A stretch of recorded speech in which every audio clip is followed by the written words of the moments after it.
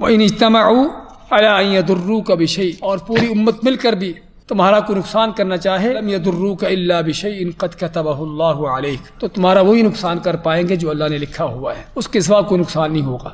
اور یہ وہ چیزیں ہیں جو ہم تاریخ میں دیکھتے ہیں، اللہ تعالیٰ کے کتنے وہ بندے کہ دنیا پوری ان کو نقصان پہنچانے پر، ان کو مٹانے پر تری ہوئی، لیکن اللہ نے ان کو بچانا تھا، اللہ نے ان کی حفاظت کرنا تھی، اور سارے مل کر بھی ان کا کوئی بال بیکا نہ کر سکے۔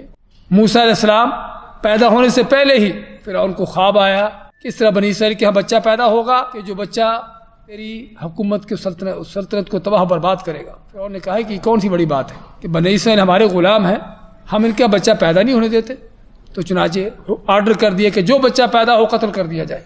کچھ عرصہ تک قتل ہوتے رہے، پھر انہوں نے کہا کہ فرعونیوں نے کہا کہ ہماری خدمت کون کرے گا اگر سارے قتل ہو گئے تو؟ پھر فیصلہ ہوا کہ 1 سال کے چھوڑ دو، 1 سال کے قتل کر دو۔ اللہ نے جس سال کے چھوڑے جاتے تھے اس سال میں ہارون کو پیدا کر دیا، موسیٰ علیہ السلام کے بھائی کو، اور جس سال کے قتل کیے جاتے تھے اس سال میں موسیٰ کو پیدا کیا، دکھانے کے لیے کہ میں جو کرنا چاہتا ہوں وہ ہوتا ہے۔ اور ساتھ موسیٰ علیہ السلام کی ماں کو بتا دیا کہ تمہیں کیا کرنا ہے۔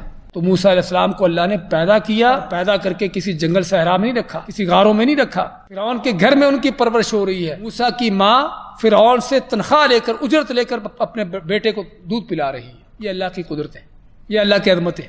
تو موسیٰ کہ جس کی وجہ سے بنی اسرائیل کے سارے بچے قتل ہو رہے تھے، فرعون کے گھر میں پل رہا ہے، اور فرعون کو خطرہ بھی محسوس ہو رہا ہے، ڈر بھی لگ رہا ہے کہ لگتا ہے کہ اس کے پیچھے کچھ ہے، لیکن واللہ غالب علی امرہ۔ تو کہنے کا مقصد کہ یہ موسیٰ جس کے ہاتھوں فرعون نے ہلاک ہونا تھا، تباہ ہونا تھا، اس کی سلطنت تباہ ہو رہی تھی، اللہ نے اس موسیٰ کو پیدا کر کے فرعون کے گھر میں پالا۔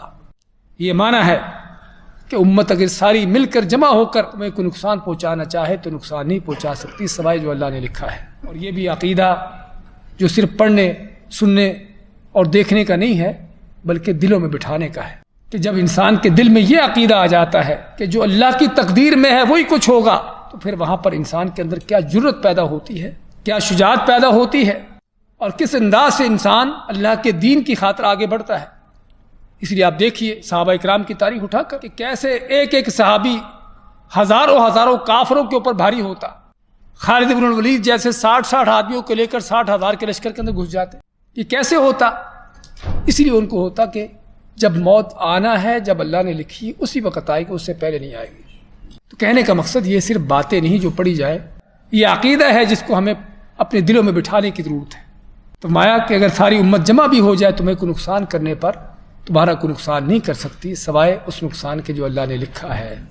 اور جب یہ عقیدہ نہیں ہوتا تو پھر قدم قدم پر ہاں یہ بابا جی کو ٹانگ توڑ دیں گے، اس حضرت صاحب سے کوئی نقصان ہو جائے گا، یہ درخت اس کا ٹہنی توڑی تو کوئی ایسی ویسی چیز ہو جائے گی، کتا بلی ادھر گزر گیا، ہاں کچھ نہ کچھ نقصان ہو جائے گا، پرندہ کو الو دیکھ لیا، ہاں اب تو کوئی نہ کوئی واقعی مار پڑے گی۔ ہاں یہ ہے مشرک کا عقیدہ، یہ ہے شرک کہ جہاں پر انسان ہر لمحے ہر قدم پر اس کو موت نظر آتی ہے، جہاں پر موت نہ بھی ہو اس کو موت نظر آتی ہے۔